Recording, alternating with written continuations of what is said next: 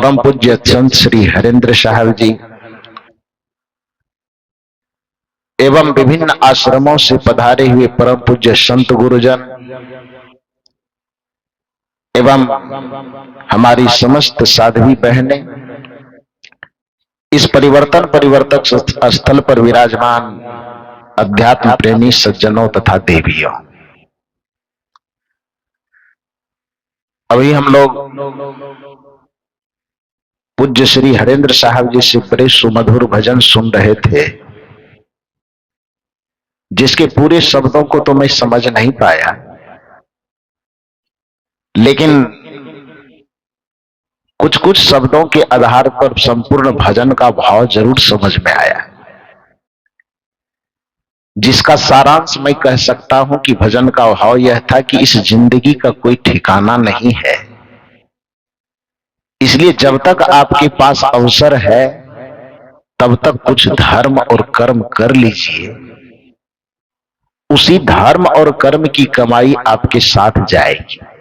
भाव यही था ना? तब तो मैं ठीक ठाक समझाऊं।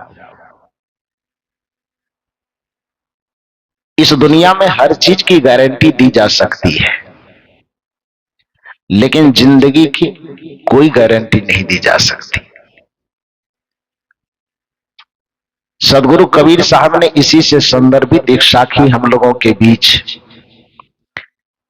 कहने की कृपा किए है कि सुमिरन कर ले राम का, काल कहे कर केस, क्या जाने कित मारी हो, क्या घर क्या परदेश। साहब कहते हैं कि जब तक तुम्हारे पास जीवन है, राम तत्व का सुमिरन कर ले। सुमिरन शब्द स्मरण शब्द से बना हुआ है। सुमिरन में ही सारा जीवन खप जाए ऐसा भी नहीं है। सदगुरु कबीर साहब जीवन के मर्म को अच्छी तरह से जानते थे, साथ साथ यह भी जानते थे कि हमारा और आपका जीवन मूलतः दो चीजों का समन्वय है, दो सत्ताओं का समन्वय है। एक जड़ सत्ता और दूसरा चेतन सत्ता। उस जड़ और चेतन की सत्ता को प्रकारांतर से विभिन्न शास्त्रों में अलग अलग नाम दिया गया है। गीता में उसी सत्ता को क्षेत्र और क्षेत्रज्ञ की सत्ता कहा गया है। जड़ और चेतन वैशेषिक दर्शन में कहा गया है। सांख्य दर्शन में उसी को प्रकृति और पुरुष कहा गया है। कबीर साहब की भाषा में उसी को काया और हंस की सत्ता कहा गया है। तो ये जड़ चेतनात्मक संयोग जो हमारा जीवन है, जब तक इन दोनों का संयोग रहता है तब तक जीवन है। जिस दिन इसका वियोग हो जाता है वह मृत्यु की अवस्था में परिणत हो जाती है। लेकिन जन्म और मृत्यु के बीच का जो समय है, चाहे वह समय 50 साल का हो, 100 साल का हो या उससे भी ज्यादा हो, उससे मतलब नहीं है। जन्म और मृत्यु के बीच का जो समय है, जिसको हम लोग प्रकारांतर से जिंदगी कहते हैं, जीवन कहते हैं, वही हमारे आपके लिए अवसर है। कुछ लोग उस जीवन के क्षण को अनंत मान करके निश्चिंत हो जाता है और उसे ऐसे लगता है कि सब कुछ संसार में होगा, मरता हम मरेंगे नहीं, दूसरा कोई मरेगा। ये संसार दूसरे के लिए छूटेगा, हमसे नहीं छूटेगा। ये मकान दूसरे का छूट रहा है, हमारा नहीं छूटेगा। और ये जो निश्चिंतता है, यही हमारी अकर्मण्यता का, हमारे आलस्य का या हमारे पापपूर्ण कृत्य को जन्म देने का यही कारण है कि जो मनुष्य इस संसार में जितना ही मृत्यु के प्रति लापरवाह होगा, वह मनुष्य उतना ही अकर्मण्य होगा, उतना ही पापी होगा, उतना ही अत्याचारी होगा। यही कारण है कि आप जानते, शास्त्रीय परंपराओं की कथा कहानियों को यदि आप जानते हैं तो जितने भी दुष्ट आत्माओं का, जिसे हम लोग राक्षस कह करके पुकारते हैं, आपने देखा होगा, ग्रंथ तो ज्यादा नहीं पढ़े होंगे आप, लेकिन टीवी सीरियल वगैरह में देखे होंगे, तो उसमें आपने देखा होगा कि बहुत सारे राक्षस लोग जब तपस्या करते हैं, तपस्या करते करते करते करते जब कोई भगवान उनके सामने प्रकट हुआ तो कहे वरदान मांगो। क्या वरदान मांगते हो? तो और वरदान कुछ बाद में मांगे। पहला वरदान वो ये मांगता है, कोई भी किसी भी काल का हो, सतयुग वाला राक्षस हो कि द्वापर वाला हो कि कलयुग वाला, किसी भी युग वाला राक्षस हो, यदि वह तपस्या करे और देवता प्रकट होकर के सामने आवे तो कोई भी वरदान वो बाद में मांगेंगे। पहला वरदान जो मांगते थे कि न मैं जल में मरूं, न थल में मरूं, न दिन में मरूं, न रात में मरूं, न घर में मरूं, न बाहर में मरूं, न आकाश में मरूं, न पाताल में मरूं, मांगते थे कि नहीं मांगते थे? न अस्त्र से मरूं, न शस्त्र से मरूं, न आदमी से मरूं, न पशु से मरूं। मतलब चारों तरफ से अपनी सिक्योरिटी तय कर लेना चाहते थे कि किसी भी भांति मैं न मरूं, ये तय करवाते थे कि नहीं? तो भगवान जी कहते थे जाओ तथास्तु। जब यह वरदान पा जाते थे कि आप किसी भी भांति नहीं मरेंगे, तब उस तपस्या करने वाले जो राक्षस थे उसका अत्याचार कम होता था कि अत्याचार और बढ़ जाता था? बढ़ जाता था ना। इसका मतलब क्या हुआ? इसका मतलब यह हुआ कि जो व्यक्ति मृत्यु से जितना निश्चिंत होगा, जो व्यक्ति अपने आप को मृत्यु से पार पाएगा, वह आदमी धार्मिक कम होगा, वह आदमी अत्याचारी ज्यादा हो जाएगा। उसको लगेगा कि संसार का असली विजेता में, यहां तक कि दूसरे को सताने की बात तो छोड़िए, जो वरदान देता था उसके ही सताना शुरू कर देते। अब ये भस्मासुर का नाम तो सुने होंगे, सुने हैं ना? शंकर जी की तपस्या कर रहे हैं और शंकर जी सामने आते हैं तो वरदान में ले लेते हैं। पहले तो नहीं मरूं ये वाला पूरा सिक्योर कर लेते हैं, उसके बाद दूसरा वरदान मांगते हैं जिसके माथे पे मैं हाथ रखूं वो जल करके क्या हो जाए? भस्म हो जाए। जब ये पहला वरदान में तो है कि मैं मरूं नहीं किसी से, और दूसरा वरदान में है कि जिसके माथे पे हाथ रखूं वो जल करके भस्म हो जाए। जब ये वरदान भी मिल गया तब मन में आया कि ये आदमी जिंदा रहेगा तो दूसरे को भी ये वरदान दे देगा तो बड़ा मुश्किल हो जाएगा।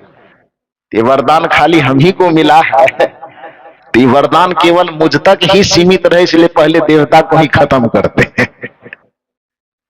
और उनके माथे पर हाथ रखने के लिए दौड़े। वो तो शंकर जी थोड़े बहुत टैलेंटेड आदमी थे होशियार, जो अपनी होशियारी से अपने वरदान से बच पाए, नहीं तो उनका ही दिया हुआ वरदान उसको जला करके खाक कर देता। करता कि नहीं करता?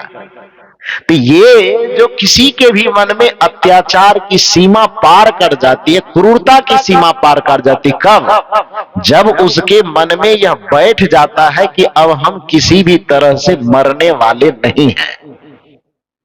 यह सत्संग, सदगुरु कबीर, भगवान बुद्ध, दुनिया के जितने भी आध्यात्मिक चेतना संपन्न महापुरुष, वे सबकी पहली चेष्टा यह रही कि आपको यह एहसास करवाया जाए कि आप अमर होकर के नहीं आए हो, आपका मरना तय है। इसलिए संसार में अनाचार मत करो, बेईमानी मत करो, शैतानी मत करो, किसी का शोषण दमन मत करो, उत्पीड़न मत करो, क्योंकि कुछ भी करके जमा करोगे तुम्हारा रहेगा कहां? आया है सो जाएगा, राजा रंक फकीर, एक सिंहासन चढ़े चले, एक बंधे जंजीर। ये बोध करवाना संत का उद्देश्य है।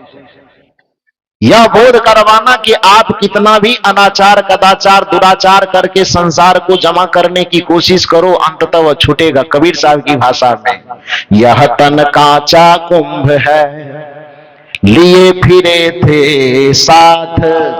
साहब की शब्दावली देखिए, टपका लागा, टपका मन एक बार जरा सा ठोकर लगा। यह तन कांचा कुंभ है, पूरा जीवन ही कच्चे घड़े के समान है, लिए फिरे थे साथ, टपका लागा फुट गया, कछु नहीं आया हाथ। जरा सा ठोकर लगी, बात खत्म हो गई। अभी देखो, अभी लगभग 1 घंटा पहले की खबर आई है, महाराष्ट्र के उप मुख्यमंत्री अजीत पवार जी। हजारों लोगों की लाइन लगी हुई थी, नीचा से जय जयकार जिंदाबाद हो रहा था। हेलीकॉप्टर हेलीपैड पे उतरने वाला था, उतरते तो गर्दन में 1000 माला लटकता। थोड़ी दूर हेलीपैड पर गाड़ी हवा हेलीकॉप्टर उतरने वाली थी कि विस्फोट कर गई। 6 आदमी सवार था, 6 आदमी दुनिया से विदा हो गई। पूरी जहाज जल करके धू धू करके राख हो गई। हजारों आदमी हाथ में फूल का माला लिए खड़े, किस चीज के लिए? स्वागत के लिए, सम्मान के लिए। शायद कुछ सेकंड पहले वो हेलीकॉप्टर से सर नीचे करके देखे होंगे तो हजारों लोगों की कतार को देख के उसका मन बड़ा प्रसन्न हुआ होगा। लेकिन 1 सेकंड के अंदर विस्फोट हुई होगी और सब लीला समाप्त हो गई। जो माला उनके स्वागत के लिए लाई गई थी, उस माला का क्या उपयोग होगा? अब उसके कफन पर, उनकी अर्थी पर वही माला दी जाएगी। जिंदगी की सच्चाई है, किसी एक आदमी के साथ ऐसी नहीं होगी। दुनिया के जितने मनुष्य आप भोजन कर रहे हैं, भोजन का ग्रास जो मुंह में चबा रहे हैं वह पेट तक पहुंच पाएगा कि नहीं पहुंच पाएगा, इसकी भी कोई गारंटी नहीं है। आंख के पलक जो आप झपक रहे हैं तो ऊपर का उठा हुआ पलक नीचे गिरा पाएंगे कि नहीं गिरा पाएंगे, इसकी भी कोई गारंटी नहीं है। सांस जो ले रहे हैं, ऊपर की खींची हुई सांस बाहर निकाल पाओगे कि नहीं, अथवा बाहर की सांस भीतर जा पाएगी कि नहीं, इसकी भी कोई गारंटी नहीं है। चलते हुए कदम से एक कदम जो आपने उठाया है तो पीछे वाला कदम आगे बढ़ पाएगा कि नहीं, कि आगे वाला कदम पीछे हो पाएगा कि नहीं, इसकी भी कोई गारंटी नहीं है। तो जहां जीवन की इतनी क्षणभंगुरता है, उसमें फिर अनाचार क्यों, दुराचार क्यों, कदाचार क्यों, व्यभिचार क्यों, पापाचार क्यों, इसकी आवश्यकता क्या है? जितना जिनका आपका जीवन है, उस जीवन को तो आप न्यायपूर्वक भी बेहतरीन तरीका से जी सकते हैं। खुद भी हंसते हुए, दूसरे को हंसाते हुए भी। 60 साल 50 साल कोई जिंदगी है? दिन पे गिनती कीजिएगा तो कितना हो। मैं तो कहा करता हूं कि एक मनुष्य यदि जन्म से लेकर के अपने जीवन को 100 वर्ष तक गिनती कर ले, हालांकि 100 वर्ष तक जीता नहीं है कोई, 60-70 औसतन आयु माना गया है। बहुत से बहुत 80-85 तक बढ़िया से लोग जी पाता है। मान लो कि 100 वर्ष ही जिए, फिर भी कितना जीवन है आपके हमारे पास? 100 वर्ष का मतलब हुआ, यदि एक वर्ष में 365 दिन के आसपास मानते हैं आप, तो 100 वर्ष में 365 गुना 100 कीजिए, कितना हुआ? 36,500 दिन। यदि 100 वर्ष जी गए तब, 100 वर्ष नहीं जिए, यदि 50-60 जिए तब क्या होगा? तब तो और बहुत घट जाएगा। उस 100 वर्ष भी आपकी जिंदगी को मान ले तो 36,500 दिन आप जीते हैं, और उसमें आधा दिन और रात का बंटवारा कर दें 50-50%, तो 18,250 दिन आप जीते हैं। कितना दिन? 36,500 को बंटवारा करेंगे ना, क्योंकि 24 घंटा का दिन रात होता है ना। तो आधा रात को कबीर साहब कहे, रात गवाया सोए के, दिवस गवाया खाए, हीरा जन्म यमोल था, कौड़ी बदले जाए। रात और दिन मिलाकर के ना 24 घंटा होता है। यदि आपके पूरे जीवन को 100 वर्ष मानने पर 36,500 दिन यदि आप जीते हैं, और उसको आधा 50% छांट दीजिए रात्रि में, जो आपका सोने में चला जाता है, तो आपके पास समय कितना है? 100 वर्ष यदि जीते हैं तो मात्र आपके पास जो कर्म करने का समय है वह मात्र 18,250 दिन का समय है। इतने दिन में जीने के लिए किसी का गला काटना जरूरी है? इतना दिन जीने के लिए दारू पीना जरूरी है? इतना दिन जीने के लिए मुर्गा मछली का गला काटना जरूरी है? आपके शरीर में उतना पावर नहीं है। मां के दूध में ही इतना पावर आप लेकर के आए हैं कि अलग से मुर्गी का घुट्टी चबाने की जरूरत नहीं है। मां के दूध के साथ ही आपने शरीर में इतनी शक्ति अर्जित कर ली है, बाकी के फल फूल मेवा मिष्ठान आप खाते हैं कि किसी प्राणी को सताने की, किसी प्राणी के गले काटने की, किसी प्राणी के दर्द और तरफ के साथ आपको अपना जीवन गुजारने की कोई आवश्यकता नहीं है। इसलिए जो व्यक्ति मृत्यु को सबसे कम से कम समझना शुरू कर देगा, इस भाव को समझना शुरू कर देगा कि जो हमारे पास जीवन है उस जीवन का कोई ठिकाना नहीं, इस बात का एहसास जिस दिन आपके मन मस्तिष्क में बैठ गया, उसी दिन आपसे पापाचार, दुराचार, अनाचार होना अनायास ही बंद हो जाएगा। धर्म की शुरुआत उसी जगह से होती है जिस जगह पर आपको मृत्यु का बोध होता है। इसलिए कहा जाता है, हमारे संत गुरुजन कहानी कहा करते हैं, वो कहानी सच हो झूठ हो मुझे नहीं पता, लेकिन उस कहानी का संदेश बहुत अच्छा है। वो कहानी क्या है? सदगुरु कबीर साहब के संबंध में कही जाती है कि एक राजा थे जो मुगल शासक थे। कबीर साहब के जमाने में तो मुगल का शासन था। तो उस समय में देखा कि भाई साधु संत महात्मा फकीर बहुत ज्यादा होता है। गुप्तचरों के द्वारा सूचना दी गई होगी कि महात्मा लोग बैठे बैठे खाते हैं, लोगों को भड़काते रहते हैं, धर्म सत्संग में लगाते रहता है, कोई सेना में नहीं आना चाहता, कोई हिंसा नहीं करना चाहता, कोई तलवार नहीं उठाना चाहता। महात्मा लोगों की बातों को सुन सुन करके तो राजा के पास अपनी आंख तो कम होती है, कान ज्यादा होता है, क्योंकि कोई देखेगा तो एक सीमा तक ही देख सकता है, लेकिन सुनने के लिए तो दूर की बात भी लोग सुन सकता है। अभी मैं बताया कि महाराष्ट्र में फलाना घटना घट गई, मैं आंख से तो देखा नहीं लेकिन कान से तो सुन गया। तो आंख का जो दायरा होता है वो सीमित होता है, लेकिन कान का जो दायरा होता है वो बड़ा होता है। तो राजाओं की दृष्टि सीमित होती है लेकिन उसका कान बहुत बड़ा होता है, इसलिए राजा को कान का कच्चा कहा जाता है, पदाधिकारी को। तो गुप्तचरों के माध्यम से सुने कि अपने राज्य में बहुत सारे महात्मा हैं जो केवल खाते हैं और आम जनता के बीच में बैठ करके जीवन क्षण भंगुर है, पाप मत करो, हत्या मत करो, ये मत करो, किसी को सताओ मत, ये सारी बात सुना सुना करके लोगों को इतना शांत और शिथिल करते जा रहे हैं कि लोग सेना में नहीं आना चाहते, तलवार नहीं उठाना चाहते। तो यह बात सुन करके राजा को गुस्सा आया और उसने राज्य में घोषणा करवाई कि जितना महात्मा है, फकीर है, सबको जमा करो राज्य में। सबसे पूछा जाएगा कि आप साधु क्यों बने हैं। जिसके प्रश्न से संतुष्टि होगी उनको तो आदर दिया जाएगा, लेकिन जिनके उत्तर से मन संतुष्ट नहीं होगा उसको पकड़ करके जेल में बंद कर दिया जाएगा। यह घोषणा हुई। अब राजा की घोषणा है तो स्वाभाविक है कि सभी साधु फकीरों को जमा किया गया। राजा एक एक से सबसे पूछते थे कि आप साधु क्यों बने। तो कोई कहे भजन करने के लिए, राजा उनसे संतुष्ट न हो, कहे इसको जेल में बंद करो। साधु क्यों बने तो कोई और कारण बताते गए। किसी के प्रश्न से, उत्तर से राजा संतुष्ट नहीं हुए और अधिकांश लोगों को जेल में बंद करवा दिया गया। यह खबर धीरे धीरे सदगुरु कबीर तक पहुंची। हालांकि सदगुरु कबीर इन सब चीजों में पड़ना नहीं चाहते थे, लेकिन देखा कि एक साधु के ऊपर में, साधु मर्यादा के ऊपर में प्रश्न चिन्ह खड़ा हो रहा है कि साधु बन तो सब गए हैं लेकिन साधु बने क्यों है, इसका तक भी उत्तर कोई नहीं दे पा रहे हैं। जैसा कि हम सबों के लिए मनुष्य है तो हम, लेकिन हम मनुष्य क्यों है ये पता नहीं। जीवन हमें मिला है लेकिन जीवन क्यों मिला है ये हमें पता नहीं है।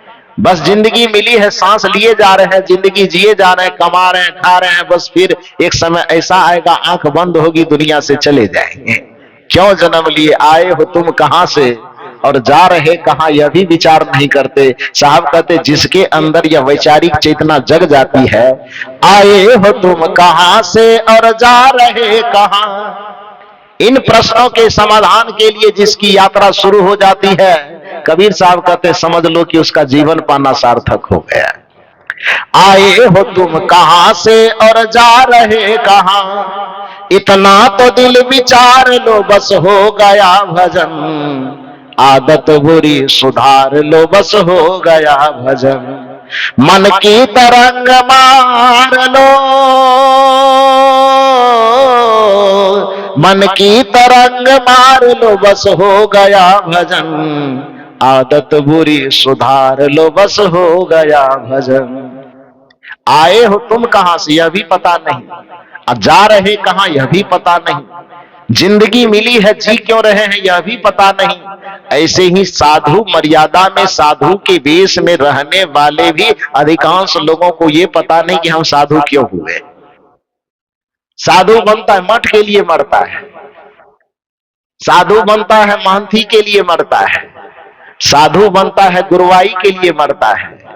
अरे गुरुवाई के लिए, पद के लिए, प्रतिष्ठा के लिए ही मरना था तो पद प्रतिष्ठा कमाने के बहुत सारे रास्ते थे, साधु क्यों बन गए? जमीन जोतने के लिए, जमीन का जोतदार होने के लिए, कुर्सी का मालिक होने के लिए ही यदि साधु बनना था तो उसके बहुत सारे रास्ते थे। उन रास्तों पर चल करके पद प्रतिष्ठा कुर्सी मर्यादा मान सम्मान अर्जित किया जा सकता था। उसके लिए ये कपड़ा पहनना तो कोई जरूरी नहीं था। साधु व्यक्ति केवल इसलिए बनता है कि वो अपने अहंग को मिटा सके। साधु इस संसार में कोई व्यक्ति इसलिए बनता है क्योंकि अपने हृदय में करुणा को पैदा कर सके। साधु सिर्फ वो इसलिए बन सकता है क्योंकि अपना अहंग मिटा करके उस पर अपनों के लिए कल्याण की कामना पाल सके। यहां तक कि पूरी धरती को अपने एक परिवार को कोई व्यक्ति इसलिए छोड़ता है क्योंकि पूरे धरती को वह अपना परिवार समझ सके। एक माता पिता के आंचल को व्यक्ति इसलिए छोड़ता है क्योंकि वह धरती की तमाम माताओं के आंचल को अपनी मां का आंचल समझे। एक पिता के संरक्षण को व्यक्ति इसलिए छोड़ता है ताकि धरती के तमाम व्यक्ति को अपने पिता और अपना संरक्षक समझ करके सबके उद्धार, सबके कल्याण, सबके सेवा और सबके सम्मान की बात प्रशस्त कर सके। इसलिए कोई व्यक्ति साधु बनता है। एक लक्ष्य यह भी है, अपना कल्याण तो लक्ष्य है ही, लेकिन केवल साधु का एक पक्षीय लक्ष्य नहीं होता है, साधु का दो पक्षीय लक्ष्य होता है, जिसको संस्कृत साहित्य में कहा जाता है कि आत्म कल्याणार्थ जगत हिताय च। अपने कल्याण के साथ साथ जगत के हित की कामना जिसके हृदय में आ जाए उस व्यक्ति को साधु बनना चाहिए। अपने कल्याण के साथ साथ सुंदर सभ्य समाज के निर्माण की भावना जिसके हृदय में पनप जाए उसको साधु बनना चाहिए। लेकिन अधिकांश साधुओं की यह दुर्दशा है कि कपड़ा साधु का जरूर होता है लेकिन उसके मन में भी वही धन, वही पद, वही प्रतिष्ठा, वही कुर्सी, वही चौकी, वही गुरुवाई, वही महंती की लालसा मन में इतना घर की हुई रहती है कि उसका साधु वेश धारण करना उसके लिए और बोझ बन जाता है। सदगुरु कबीर साहब ने ऐसे ही साधु वेशधारियों के लिए कहा होगा कि साधु ऐसा, ये साधु होना चाहिए लेकिन पक्का हो के खेल। यदि मन में कच्चापना है, भीतर में विरक्ति का भाव जागृत नहीं हुआ, वैराग्य की अग्नि जली नहीं है, संसार के प्रति अभी भी चिपकाव है, वही संसार के मान प्रतिष्ठा बड़ाई में मन ललचा रहा है, तो कबीर साहब कहते हैं अभी तो कच्चा है, साधु होने के लायक परिपक्वता नहीं आई। साधु होना चाहिए, बड़ा वंदनीय पद है, ऐसा वंदनीय पद कि ये कपड़ा भी किसी के शरीर पर चढ़ जाता है। तो रामचरितमानस में कहा गया है, छापा तिलक जब दिया स्वरूपा, गुरु महिमा में है अपना कबीर पंथ की परंपरा। छापा तिलक जब दिया स्वरूपा, वाको बंदे राजा भूपा। बड़े बड़े भूपति भी उसकी वंदना करते हैं, इस वेश की इतनी मर्यादा है। तो कहने का ये मतलब है कि कबीर साहब कहते हैं साधु होना चाहिए, अच्छी बात है ये, लेकिन ध्यान रहे पक्का हो के खेल। यदि पक्का होके नहीं मैदान में उतरे तब क्या होगा? तो साहब उदाहरण देते, कच्चा सरसों पेड़ की खड़ी भया ना तेल। यदि कच्चा को पेड़ना चाहोगे तो जैसे कच्चा सरसों को पेड़ने पर न खड़ी निकलती है न उससे तेल निकलता, व्यर्थ का वो बर्बाद हो जाता है। उसी तरह से जो बाहर से केवल साधु बनेंगे, अंदर से साधुता जागृत नहीं हुई है, अंदर से विरक्ति का भाव जागृत नहीं हुआ है, न तो आत्म कल्याण के मार्ग को समझ पाए हैं, न जगत के हित के प्रति करुणा का भाव पैदा हो पाया है, तो साहब कहते हैं ऐसी दशा में न खड़ी हो पाओगे न तेल हो पाओगे। दुविधा में दो गई, या माया मिली ना राम, न माया मिलेगी न राम मिलेगा, न इधर के रहोगे न उधर के रहोगे। तो ऐसी भावना वाले ही बहुत सारे साधु जो जेल के अंदर बंद हो गए, तो कबीर साहब मन में सोचते हैं ये तो पूरी साधुता पर प्रश्न चिन्ह खड़ा हो जाए कि भैया कोई जवाब सही नहीं दे पाए, तभी तो सब अंदर चले गए। तो इस भावना से कबीर साहब अपना लिए चूटा कमंडल और एकदम मस्ती में गाते हैं, मन लागो मेरो यार फकीरी में। मस्त मौला कबीर साहब तो थे ही, मन मस्त हुआ तब क्यों बोले, हंसा पाया मान सरोवर ताल तलैया क्यों डोले, हल्की थी तब चढ़ी तराजू बार बार वाको क्यों तोले, हीरा पाय गांठ गठियायो बार बार वाको क्यों खोले, तेरा साहब है घट भीतर बाहर नैना क्यों खोले, मन मस्त हुआ तब क्यों बोले। मस्तानी चाल तो थी ही, हमन है इश्क मस्ताना, हमन को होशियारी क्या, रहे आजाद या जग में हमें दुनिया से यारी क्या। ऐसे मस्त फक्काराना अंदाज में कबीर साहब हाथ में तमोड़ा लिए गाए जा रहे हैं, मन लागो मेरो यार फकीरी में, फकीरी में, फकीरी में, फकीरी में, फकीरी में, मन लागो मेरो यार फकीरी में। जो सुख पायो राम भजन में, जो सुख पायो राम भजन में, सो सुख नाही अमीरी में, मन लागो मेरो यार फकीरी में। एकदम मस्ती के साथ झूमते गाते राजा के दरबार में पहुंचे, और राजा के दरबार में पहुंचकर सूचना भेजवाए कि एक फकीर और आया है। सबको बंद कर दिए, लेकिन एक बाहर में भी बचा हुआ है। ये नहीं कहा कबीर साहब ने कि हम उत्तर देने आए, बल्कि कबीर साहब ने कहा कि सबको जेल में बंद कर दिया तो एक और बच गया, उनको भी जेल में भेजिए। जब सबको भेज ही दिए तो एक को बाहर क्यों रखे। तो आए, राजा से उन्होंने नहीं कहा कि मैं उत्तर देने आया, कहा मैं जेल जाने के लिए आया हूं, भेजो। राजा ने कहा नहीं, नियम यह है कि बिना प्रश्न उत्तर किए जब तक हारेंगे नहीं तब तक कैसे भेजा जाएगा। कबीर साहब ने कहा कि मेरे बिरादरी वाले को सबको वहां डाल दिए हो, तो हम बाहर में रह करके क्या करें, मुझे भी भेजो। तो कहा नहीं, प्रश्न किया जाए। प्रश्नोत्तर हुआ। प्रश्नोत्तर में कबीर साहब से पूछा गया कि मैं सभी लोगों से जो पूछा हूं वही आपसे भी पूछ रहा हूं, आप साधु क्यों बने। सदगुरु कबीर साहब ने कहा कि लंबा चौड़ा उत्तर चाहिए कि थोड़ा सा है। लोगों ने, बादशाह ने कहा कि आप जो देना चाहे। कहा नहीं नहीं नहीं, नहीं मैं जो देता नहीं हूं, लोगों की जो उम्मीद होती बस उसी के अनुरूप देता हूं। बैठ करके कुछ मैं लिखता नहीं हूं, मेरी शैली है कहत कबीर सुनो भाई साधु, तो सुनने वाला जितना मैं सुनना चाहे उतने में सुनाता हूं, ज्यादा नहीं सुनाता। छोटा वाला चाहिए पॉइंट की बड़ा वाला। राजा ने कहा कि थक गया हूं सबसे सवाल जवाब करते, बड़ा वाला पॉइंट मत बताइए, छोटे में उत्तर दे दीजिए। सदगुरु कबीर साहब ने कहा छोटे में तुम्हारा उत्तर है, मैं साधु इसलिए बना हूं क्योंकि मैं मृत्यु को अनुभव कर चुका हूं। क्या कहा? साधु में इसलिए, उत्तर लंबा चौड़ा भी हो सकता है, लेकिन पहले पूछ लिया कि लंबा वाला उत्तर चाहिए कि छोटा वाला। तो छोटा वाला का, छोटा वाला उत्तर इतना ही है कि मैं साधु इसलिए बना हूं क्योंकि मैं मृत्यु का अनुभव कर चुका हूं। राजा ने कहा ये कौन सा उत्तर हुआ, इसके लिए जेल जाना होगा। कबीर साहब ने वही कहा कि जाका घर है गैल में, सो कस सोबे निश्चिंत।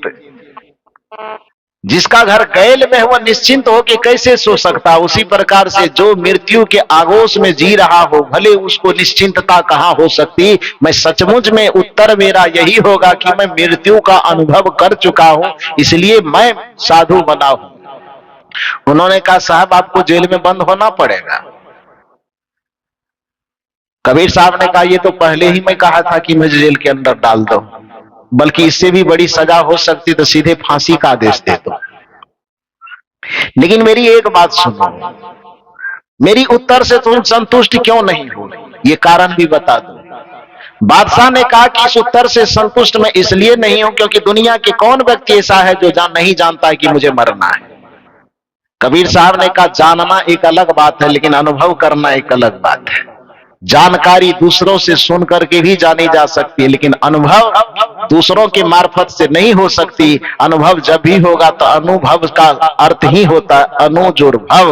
जो प्रयोग के उपरांत ज्ञान प्राप्त हो उसको अनुभव ज्ञान कहते हैं। तो जानना और सुनना तो बहुतों ने आज तक जाना सुना होगा कि मृत्यु होती है, लेकिन मृत्यु का अनुभव जो करता है वाकई में उसकी चेतना में परिवर्तन आता है। मैं केवल सुन करके नहीं जाना हूं, मैं अपने आत्मा के तल पर इस चीज का अनुभव किया हूं कि मृत्यु होती है, इसलिए मैं साधु हुआ। तो इस जगह पर बादशाह ठहर गए, उनको बात समझ में नहीं आया। उन्होंने कहा कि साहब आप इसको प्रैक्टिकल में भी कुछ समझा सकते हैं क्या, थ्योरी में मैं नहीं समझ पा रहा। कबीर साहब ने कहा मैं प्रैक्टिकल में समझा सकता हूं, लेकिन आपको मेरा साथ देना होगा थोड़ा सा। राजा ने कहा साथ दूंगा, नहीं तो आपके प्रति भी अन्याय हो जाएगा और हो सकता है कि जाने अनजाने में हजारों साधुओं के साथ अन्याय हो रहा। कबीर साहब ने कहा कि आप साथ देने को तैयार हैं तो मैं प्रयोग में थोड़ा सा समझा दूंगा। ठीक है मैं साथ दूंगा, क्या करना होगा। कबीर साहब ने राजा के कान में कहा कि अभी जो मंत्री आ रहा है आपका बड़ा हितैषी मित्र आदमी, उसको जानकारी मत दीजिए, ये बात हम दोनों में ही गुप्त रहने दीजिए। बिना कोई गलती के बिना कोई वजह के आप घोषणा कर दीजिए कि कल उस मंत्री को फांसी होने वाली है। ये जानकारी हम दोनों के अलावा किसी को फांसी देना नहीं है, लेकिन बस डायरेक्ट घोषणा कर दीजिए सभा में कि कल इस मंत्री को फांसी होने वाली है। देखिए अभी कैसे खिलखिला रहा है, मंत्री आ रहा है आपके पास एकदम सीना ताने मुस्कुराते हुए, और बस वो बैठे बिना किसी को कोई जानकारी दिए आप सभा में घोषणा कीजिए कि 5 दिन के अंदर उस सेनापति को फांसी की सजा दे दी जाएगी। कारण पूछने के बाद भी मत बताइए कि क्यों फांसी देंगे, बस ऐसे मन हो गया दे देंगे, घोषणा कीजिए। सेनापति एकदम सीना ताने आ रहा था, मस्तानी चाल में आया, कुर्सी पे एकदम बैठा शेर के तरह सीना तान करके। अब बैठा, सभा लगी, कुछ बहस इधर कुछ नहीं। राजा बस टपटते हुए कहता सिपाही इसको कैद करो सेनापति को। सेनापति अवाक है, क्यों कैद किया जा रहा है। राजा ने कहा मेरी मर्जी, कैद हो जाओ, कल 5 दिन के अंदर तुमको फांसी पर लटकाया जाएगा। अब पूछ रहा है बेचारा कि क्यों लटकाएंगे, कुछ क्यों वगैरह नहीं, क्या क्यों कौन कैसे कब कुछ मत सवाल करो, बस लटकाना है तो लटकाना है। और लेकर के उसके जाया गया। उसको कहा कि बस 5 दिन तक, 5वां दिन तुमको फांसी होगी, 5 दिन तक तुमको मोहलत दी जाती है। जाओ अपने घर में, जो रंगरेलिया मना हो, जो खाना हो, जो पहनना हो, जैसे जीना हो, 5 दिन की आजादी दी जाती है। चारों तरफ में सेनापति लगी रहेंगे तीर तलवार ताने हुए। बस तुम आजादी के साथ जो चखना चाहते हो, जो देखना चाहते हो, जो खाना चाहते हो, जो भोगना चाहते हो, सारे विषय भोगों का भोग लो 5 दिन के अंदर। 5वां दिन तुमको फांसी पर लटकाया जाएगा। यह कह करके 5 दिन के खातिर उसको घर भेज दिया जाता है। और जैसे ही वह घर गया, अब बताइए कि उसको खाना में क्या पसंद आएगा। बिरयानी की पनीर क्या पसंद आएगा, कि आलू का गुंडा, क्या क्या पसंद आएगा खाने में उनको, बताओ आप ही लोग। 5 दिन के खातिर जैसे उनको घर भेजा गया, चाहे उसके सामने में 56 प्रकार के भोग दिए जाए तो भी उनको अच्छा लगेगा। सोने के लिए बढ़िया 50 लाख का पलंग दे, उस पे तशक तकिया गद्दा बढ़िया से दे, नींद आएगी? बैठने के लिए राजा का सिंहासन दिया जाए, मन खुश हो जाएगा? इंद्रासन का ऑफर, प्रधानमंत्री मुख्यमंत्री की तो बात छोड़ दीजिए, डायरेक्ट इंद्रासन का ऑफर मिले कि 5वां दिन के अंदर, 5 दिन के अंदर आपको इंद्रासन का इंद्र बना दिया जाए, स्वर्ग का राजा, मन प्रसन्न हो जाएगा? कोई भी बात उनके मन में तो न आकर्षण पैदा कर रहा है, न प्रसन्नता पैदा करे, न खाने में कुछ अच्छा लग रहा है, पत्नी अच्छी नहीं लग रही, बच्चे अच्छे नहीं लग रहे, घर मकान अच्छा नहीं लग रहा, किसी तरह से करवट बदलते बदलते भूखे प्यासे 5 दिन गुजर गया। 5वां दिन के सवेरे जैसे होने वाला 6ठा दिन का सवेरा, यहां से सेनापति और बहुत सारे भेजे गए, फिर उनको कैद करके राजा के सामने उपस्थित किया गया। राजा के सामने आया तो देखा कि जो सिपाही 5 दिन पहले सीना ताने शेर की तरह दहाड़ते खिलखिलाते मुस्कुराते आ रहा था, 5 आदमी के सहारे किसी तरह खड़ा हो पा रहा है। शरीर की स्थिति ऐसी हो गई कि पेट और पीठ में अंतर नहीं बच गया है, छाती की एक एक हड्डी को उंगली से टच करके गिना जा सकता है, 1 2 4 5 जो भी हो, जितना भी हो सकता गिना जा सकता है। उस स्थिति में 5 आदमी सहारे देकर के हाथ पकड़ के किसी तरह से खड़ा कर रहा है। राजा को भी समझ में नहीं आ रहा है कि वो वही सेनापति है कि किसी दूसरे को पकड़ के ले आया है। नजदीक से देखा तो सेनापति वही था, उसके शरीर का ढांचा बदल चुका था। सभी लोगों से कहा कि छोड़ दो इसको, अब कुछ कहने की जरूरत नहीं, वही सिंहासन पर बैठा हो। बैठाया गया। उन्होंने कहा सेनापति ये बताओ तुम्हारी ये हालत कैसे हो गई? 5 दिन की तो बड़ी आजादी दी गई थी, जो खा सकते हो, जो पहन सकते हो, जो देख सकते हो, जो चख सकते हो, जो भोग सकते हो, सारे चीज भोगने की आजादी दी गई थी, फिर ये दुर्दशा कैसे हो गई? सेनापति कहते महाराज क्या रुलाइएगा, आपसे बड़ी गहरी दोस्ती थी, जीवन के अंतिम क्षण में ऐसा सवाल करके मत रुलाइए, मरना मारना है अब तो मारिए कीजिएगा, फांसी पर लटकाइएगा ही, लटका दीजिए, सब सवाल जवाब मत कीजिए। कहा नहीं, लटकाने से पहले सवाल जवाब करूंगा कि तूने 5 दिन के अंदर क्या क्या खाया वो बताओ, क्या पहना वो बताओ, कौन सा सिनेमा देखा ये भी बताओ, कितना बार अंडा का प्लेट आया तुम्हारे सामने, मुर्गी मछली जो भी भोग्य पदार्थ खाते पीते थे, दारू शराब कितना बार पिया, वेश्यावृत्ति नाच तमाशा कितना देखा, कुछ भी तो बताओ, अनुभव शेयर करो। उसने कहा महाराज क्या बात करते, जितने भी अच्छे अच्छे व्यंजन सामने में आते थे, उस व्यंजनों से जो सुगंधी की भाप आती थी, तो उस भाप से यही लगता था कि मृत्यु संदेशा भेज रही है। जब मुलायम गद्दे पर सुलाए जाते थे तो लगता था बस चिता की आखिरी लेट यही है, यही पर आज चिता पर लेटाया जा रहा है, कब आग लगा दे कहना मुश्किल है। पत्नी जब सामने से आती थी कि किसी तरह से मान जाए, खुश हो जाए, अपने नए नए वस्त्र आभूषण को धारण करके तो सामने से आती देखते थे तो लगता था कि काल का ही ये दूसरा रूप है। पत्नी में ही काल नजर आती थी, बच्चों में काल नजर, भोजन में ही मृत्यु की सुगंध आती थी।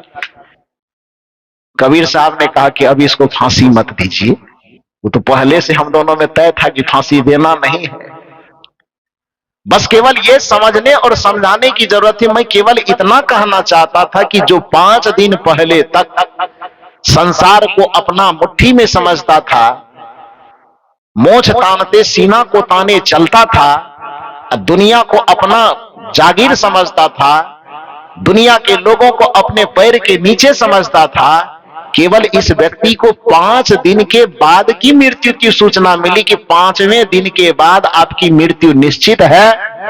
इसको देखने की लालसा बची रही कि खत्म हो गई? खाने की लालसा मन के अंदर बची रह गई कि खत्म हो गई? देखने चखने भोगने सुनने की लालसा मन के अंदर बची रही कि खत्म हो गई? खत्म हुई कि बची रही?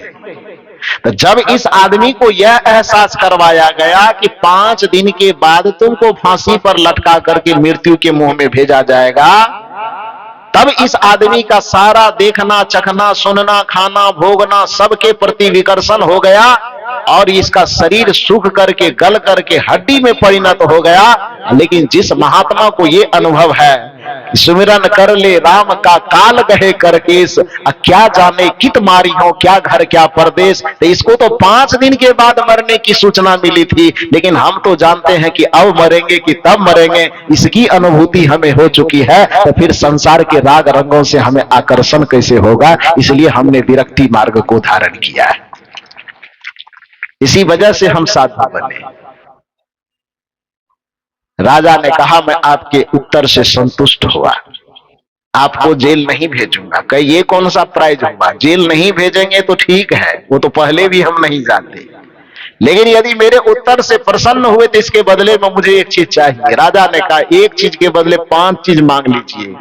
कबीर साहब ने कहा, मुझे 5 मांगने की जरूरत नहीं है, बस मुझे एक ही चीज चाहिए। कहा, वो क्या चाहिए? कबीर साहब ने कहा, हमारे जितने साधुओं को आपने कारागार में बंद किया है, उस सबको छोड़ दीजिए, हमको यही चाहिए, अपने लिए कुछ नहीं चाहिए। कबीर साहब अपने लिए कभी किसी से कुछ चाहे भी नहीं, कुछ मांगे भी नहीं। जब भी रोए तो अपने लिए नहीं रोए, मैं रोवो इस जगत को, मोको रोवे न कोई, मोको रोवे सोई जना जो शब्द विवेकी हो। एक आदमी होता है जो अपने लिए रोता है, एक आदमी होता है जो अपनों के लिए रोता है।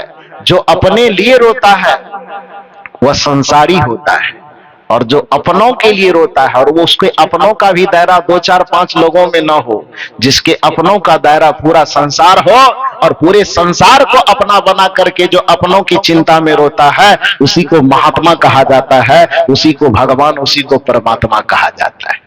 गांधी जी को महात्मा क्यों कहा जाता था? कोई जाकर के हिमालय में तपस्या कर रहे थे क्या? हिमालय में तपस्या करने के कारण गांधी जी को महात्मा नहीं कहा गया, बल्कि उनके महात्मा कहलाने के पीछे उनके हृदय की विशालता और करुणा थी कि अपने कपड़े इसलिए नहीं पहन रहे थे, पहनने की क्षमता थी। इतने संपन्न तो जरूर होंगे, तभी तो जाकर के वो अफ्रीका पढ़ने के लिए गए थे, इंग्लैंड पढ़ने के लिए गए थे, विदेश पढ़ने के लिए गए थे। नहीं तो साधारण आदमी आज के जमाने में भी कॉलेज स्कूल में पढ़ने की फीस नहीं हो पाती है, तो विदेशों में जाकर के पढ़ते थे, तो पैसा वाले होंगे तब ना पढ़ते थे। जो विदेशों में जाकर के पढ़ाई कर सकते हैं, उसको पहनने के लिए कपड़ा नहीं होगा क्या? होगा ना, फिर भी नहीं पहनते थे। किस कारण से? क्योंकि हमारे देश की जो आम जनता है, उसके शरीर पर वस्त्र बढ़िया ढंग से नहीं, तो जब तक हमारे पूरे देशवासी का तन कपड़ों से न ढक जाए, तब तक मैं भी पूरे तन को ढकने का अधिकारी नहीं हूं। यही करुणा गांधी जी को दुनिया का महात्मा बना दिया, वो महात्मा बन गए।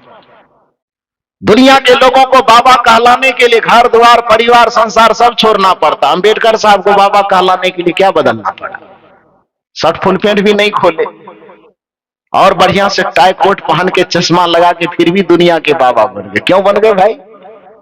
इसलिए बन गए क्योंकि कपड़ा चाहे उनका जो रहा हो, लेकिन अपनी पीड़ा सह करके भी, अपना दर्द सह करके भी आने वाली मानवता का उद्धार कैसे हो सकता है, आने वाले समाज में समानता की स्थापना कैसे हो सकती है, आने वाले समाज को कभी किसी की गुलामी न करने पड़े, आने वाले समाज में कभी किसी को नीचा कह करके नीचा न दिखाया जाए, ऐसी कानून व्यवस्था ला करके उन्होंने संपूर्ण मानवता का कल्याण किया। इसलिए शर्ट फुल पैंट पहनने के बावजूद भी उसको बाबा साहब की उपाधि मिल गई। तो हृदय की करुणा, हृदय की विशालता, हृदय की उदारता, हृदय का प्रेम, हृदय का दया, हृदय का क्षमा आपका इतना विशाल हो कि आपके अपनों का दायरा हम दो और हमारे दो तक सीमित न रहे, बल्कि आपके अपनों का दायरा यदि संसार तक विस्तृत हो जाए, और वैसे अपनों के लिए जब आपके आंख से आंसू टपकता है, तो समझ लीजिए कि वह भी महात्मा होने का एक हिस्सा है। तो अपना कल्याण, साथ साथ सुंदर सभ्य समाज का निर्माण।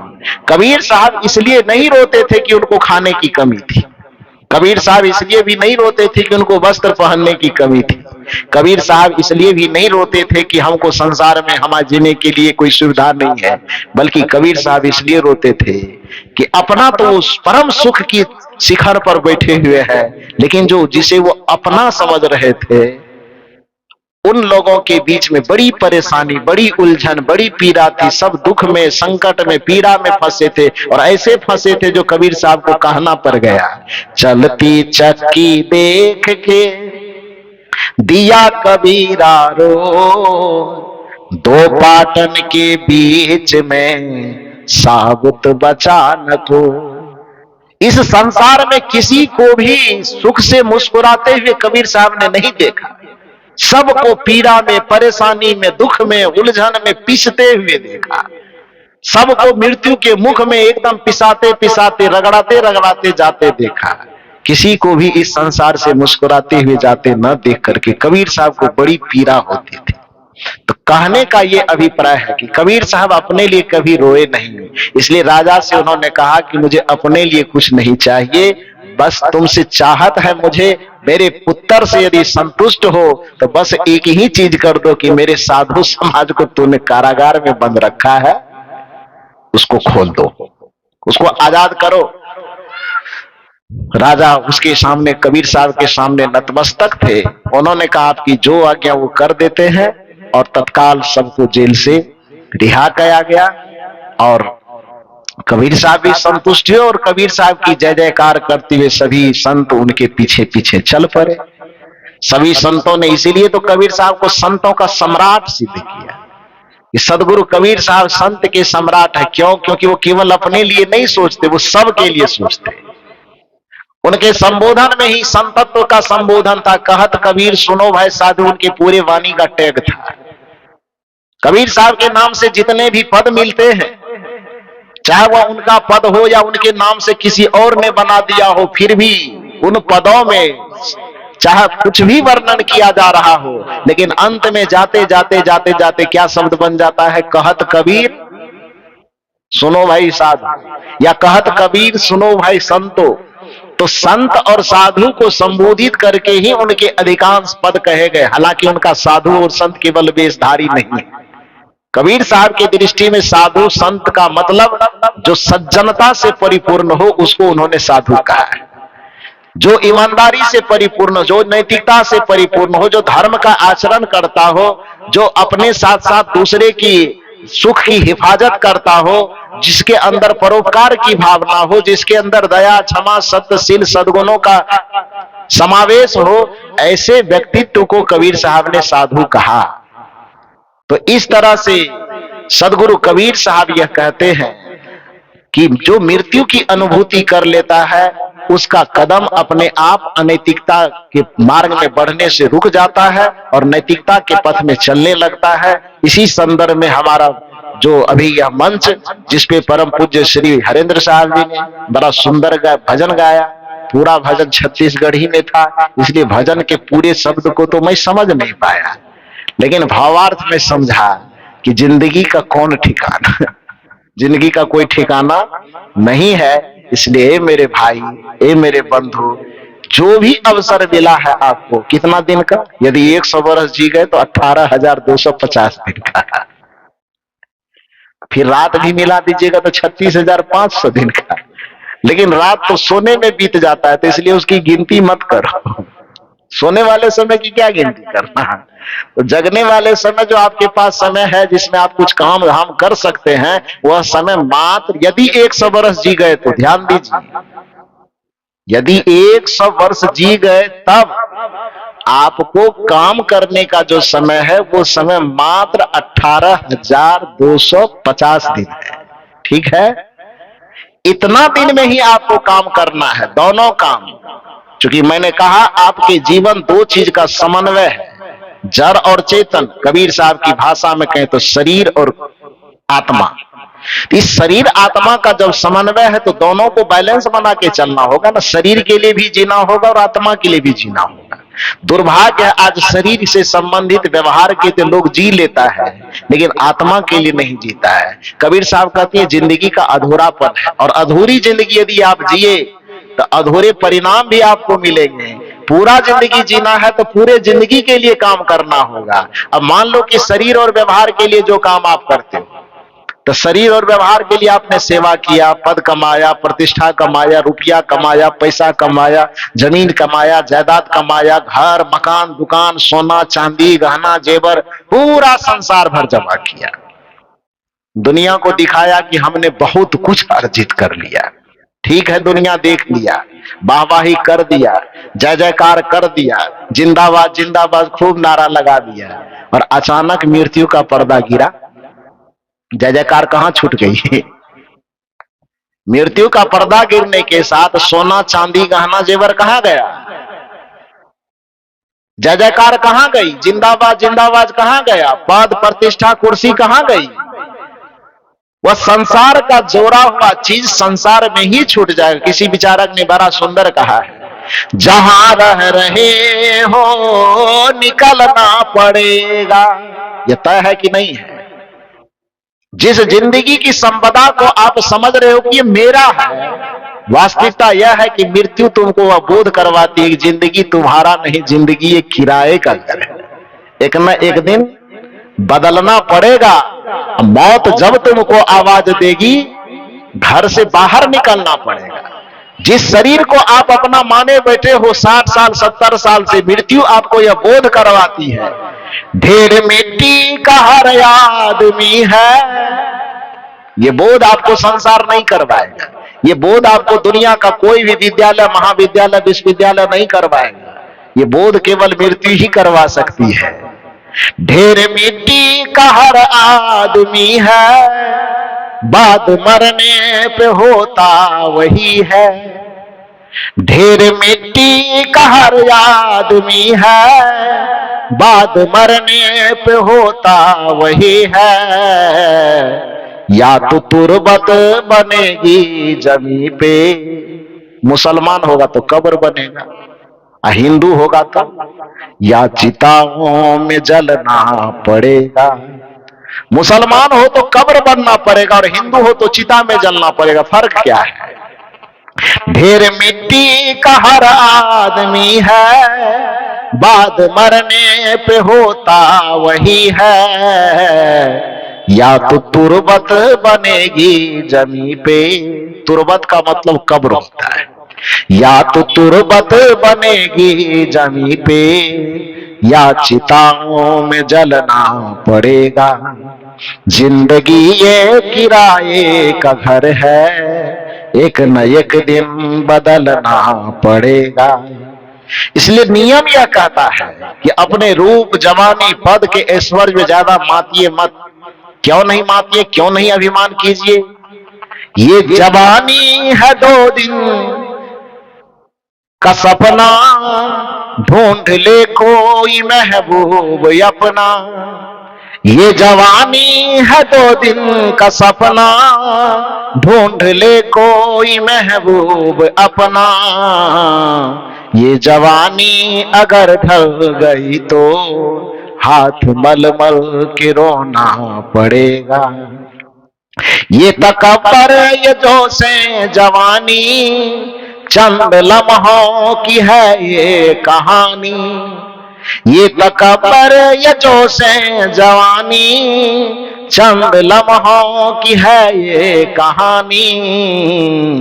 ये समा शाम तक देख लेना, चढ़ते सूरज को ढलना पड़ेगा। जिंदगी ये किराए का घर है, एक न एक दिन बदलना पड़ेगा।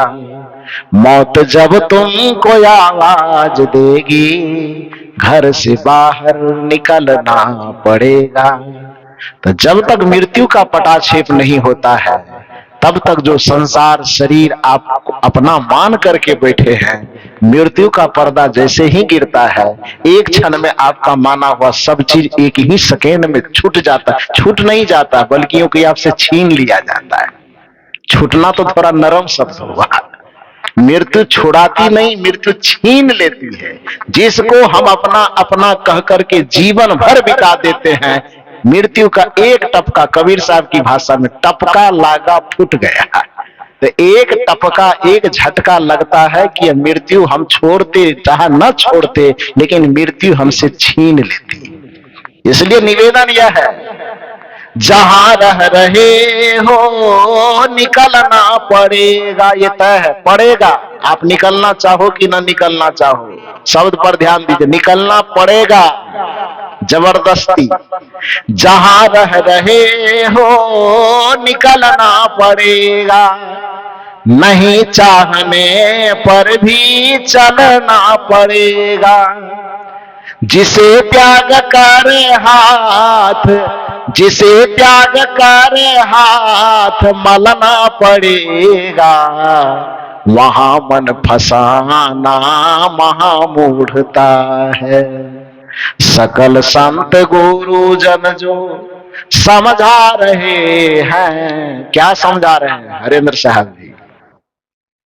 अभी क्या समझा रहे थे भजन के माध्यम से कि जिंदगी का कोई ठिकाना नहीं है। इसलिए मेरे भाई, आंख मूंद करके मत जियो, कुछ धर्म और कर्म की पूंजी कमा लो जो आगे तुम्हारे जीवन में काम आएगा। यही समझदारी है। सकल संत गुरु जन जो समझा रहे हैं, ये चर्चा भुलाना महामूढ़ता है। बड़े भाग्य से यह अवसर मिला है, निरर्थक बिताना महामूढ़ता है। ये क्षणभंगुर जीवन आपके हमारे हाथ में जो आया है, इस क्षणभंगुर जीवन को विषय में विलासिता में न गवावें। इस क्षणभंगुर जीवन को अनाचार कदाचार दुराचार में मत बितावें। इस क्षणभंगुर जीवन से किसी प्राणी को तरपा तरपा करके, किसी का रक्त बहा करके अपने उदर का आहार मत बनावें। इस क्षणभंगुर जीवन में आप किसी दूसरे को न सतावें, आप किसी की मुस्कुराहट को न छीनें, बल्कि इस क्षणभंगुर जीवन का सदुपयोग करना चाहते हैं तो अपने तन से, मन से, वचन से दूसरों की सेवा करें, दूसरों का सम्मान करें, और हो सके तो दूसरों के चेहरे पर मुस्कुराहट लाने की कोशिश करें। यही जीवन की सार्थकता है। ऐसा जीवन यदि आप जी लेते हैं तो फिर आपके मनुष्य होने का कुछ कुछ अर्थ पूरा होगा। धर्म और कर्म के साथ आपको जीना चाहिए। इसलिए कबीर साहब ने कहा कि दो काम करना, क्योंकि दो चीजों का संयोग तुम्हारा जीवन है, और दोनों जीवन के दोनों हिस्सों का यदि बैलेंस बना करके चलना चाहते हो तो दो काम तुम्हें करना होगा। सुकृत कर ले, नाम सुमिर ले। सुकृत किसके लिए? तन से जुड़े हुए व्यवहार के लिए। और नाम सुमिरन कर ले किसके लिए? तो इस शरीर का जो दूसरा हिस्सा, जीवन का जो दूसरा हिस्सा, वो क्या है? आत्मा। तो आत्मा के लिए नाम सुमिरन और शरीर के लिए शुभ कर्म। शुभ कर्म करने से आपके तन की सदुपयोगिता है, और नाम के सुमिरन चिंतन से आपके आत्मा की सार्थकता है। तन और आत्मा दोनों का काम यदि सिद्ध हो जाएगा तो कबीर साहब ने कहा, तन से काम मन से राम, तो कहे कबीर सरे जो काम, दोनों काम बन जाएगा, फिर जीवन सफल हो जाएगा। फिर आपको यह सुनने की आवश्यकता नहीं पड़ेगी कि जीवन का कोनो न ठेकान। वैसे कैसा है? हाँ, जिंदगी का नहीं है गा ठिकाना। हाँ, जिंदगी रहत ले संगी। अब आपसे छत्तीसगढ़ी सीखना होगा हमको। हाँ, तो आप लोग जो भजन सुन रहे थे उनका भावार्थ यही था मूल रूप से कि जिंदगी हमारा क्षणभंगुर है, नश्वर है, इस जिंदगी का कोई ठिकाना नहीं है। इसलिए संगी, ए भाई, समझो और समझ करके अपने जिंदगी के मूल उद्देश्य को परख करके उसको जीने की चेष्टा करो। दूसरों की सेवा करो और दूसरे की चेहरे पर मुस्कुराहट लाओ। दूसरे के जीवन में अड़चन पैदा मत करो, दूसरे के जीवन में कांटा बन करके मत रहो। भला किसी का कर न सको तो बुरा किसी का मत करना। पुष्प नहीं बन सकते यदि तुम कांटे बनकर मत रहना। बन न सको भगवान यदि तुम कम से कम इंसान बनो। नहीं कभी शैतान बनो और नहीं कभी हैवान बनो।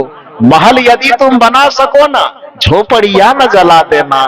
पुष्प नहीं बन सकते यदि तुम कांटे बनकर मत रहना। भला किसी का कर न सको तो बुरा किसी का मत करना, पुष्प नहीं बन सकते यदि तुम कांटे बन करके मत रहना। बस यही आपके जीवन की सफलता भी है और सार्थकता भी है। बाकी आपके भजन का आधा अंश मैंने आपको सुनाया कि जिंदगी का कोनो नहीं ठिकाना, बाकी धर्म कर्म क्या करना है, ये धर्म कर्म के बारे में अगले सत्र में आपको सुनाऊंगा। तब तक मैं आप लोग इतनी धूप में इतनी गर्मी में बैठ करके भी मेरे विचारों को इतना शांत चित्त और एकाग्र होकर के सुने, इसके लिए आप सबों को बहुत बहुत साधुवाद। मंचासीन समस्त पूज्य संत गुरुजनों के चरणों में कोटि कोटि नमन एवं दर्शक दीर्घा में विराजमान सभी देव एवं देवियों के हृदय में स्थित परमात्मा को, उस रमैया राम को सादर प्रणाम करते हुए मैं अपनी वाणी को यहीं पर विराम देता हूं। बोलिए श्री सदगुरुदेव की। आप लोग भूखे हो गए पक्का। आपकी आवाज को आपके पड़ोसी भी नहीं सुने, नहीं पूछ लो एक बार, फिर गलती ना हो। बोलिए श्री सदगुरुदेव की। ऋषि कवि सत्संग समारोह की इस पावन बेला में